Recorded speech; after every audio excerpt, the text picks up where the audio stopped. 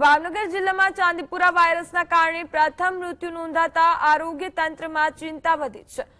વલભીપુર તાલુકાના મેલાણા ગામના 9 વર્ષીય બાળકને તબિયત લથડતા ભાવનગરની સરકારી હોસ્પિટલમાં દાખલ કરાયો, જે સારવાર દરમિયાન બાળકનું મોત થયું। બાળકના સેમ્પલનો લેબ રિપોર્ટ પોઝિટિવ આવતા ચાંદીપુરા વાયરસથી મોતની પુષ્ટિ કરવામાં આવી છે। ઘટનાને પગલે આરોગ્ય વિભાગે મેલાણા ગામ સહિત આસપાસના વિસ્તારમાં સર્વેલન્સ શરૂ કર્યું, સાથે જ ફોગિંગ અને અન્ય તકેદારીના પગલાં તેજ કરવામાં આવ્યા।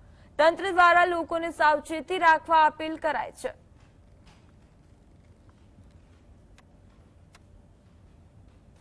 આ દાખલ થયાના 23 કલાકની અંદર આ બધી સઘન સારવાર અમારા યુનિટ 2 ની સમગ્ર ટીમ દ્વારા આપવામાં આવી હોવા છતાં લગભગ બીજા દિવસે વહેલી સવારે 4 વાગે અનફોર્ચ્યુનેટલી આ બાળકનું મૃત્યુ થયું હતું, જેનો અમને ખૂબ જ દુઃખ છે અને અમારી આ દર્દીના પરિવાર સાથેની એક સંવેદના પ્રગટ કરું છું।